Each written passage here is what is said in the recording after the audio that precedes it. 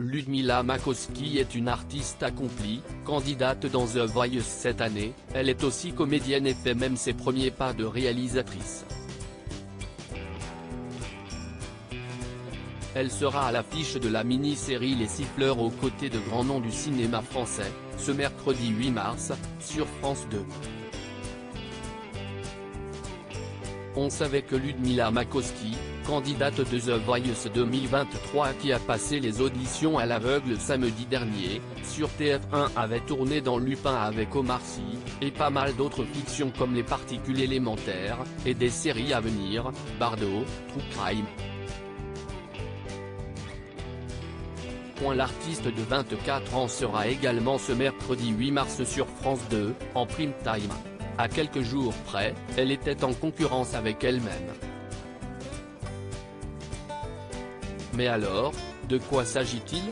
Ludmila, The Voice 2023, incarne le rôle de Lila dans Les Siffleurs en cette journée internationale des droits des femmes. France 2 diffuse la mini-série Les Siffleurs, de Nathalie Marchak, tournée de novembre 2021 à janvier 2022.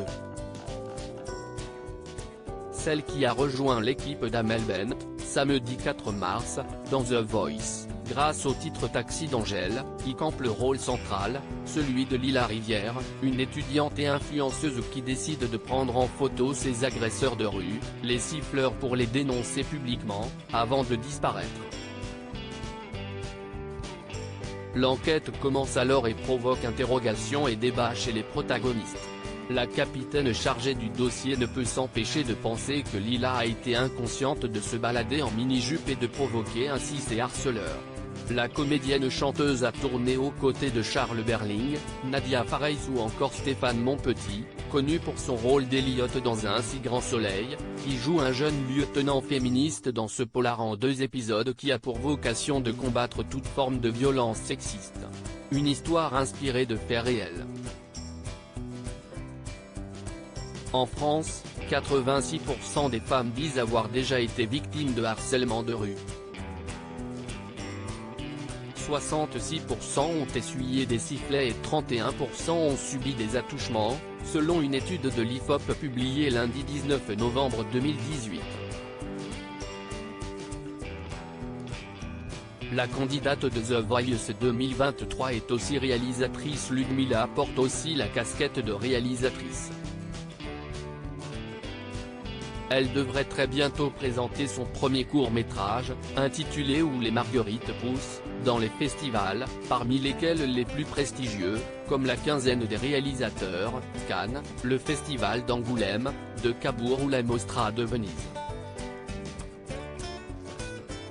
Après littéralement 9 mois de travail, j'accouche enfin de mon bébé. Ce film ne m'appartient plus, presque plus, il est bientôt à vous, a-t-elle écrit le 27 février dernier sur son compte Instagram. Également actrice, la jeune femme donne la réplique à des stars montantes du cinéma comme Lucas Mortier, Robuste, ou encore Bilal El Atrebi, La revanche des crevettes pailletées. J'ai été très touché par ma rencontre avec quelqu'un. Le court-métrage traite de la façon dont un groupe d'amis fait face à la mort d'un des leurs. Le sujet est très banal, mais je pense qu'on en a tous une perception différente. À travers ce film, je veux partager mon point de vue, expliquait-elle au site La Nouvelle République en novembre dernier. Et de préciser, il y a 6 mois, désormais presque 10, note de la rédaction, j'ai été très touché par ma rencontre avec quelqu'un. J'ai eu envie d'écrire sur son histoire. La sienne s'écrira lors de la prochaine étape de The Voice. Mais elle travaille d'ores et déjà sur son EP qui conjuguera des influences R&B, du slam et du rap. À lire aussi The Voice 2023, Ludmila a déjà tourné avec Omar Sy. Mais pas seulement.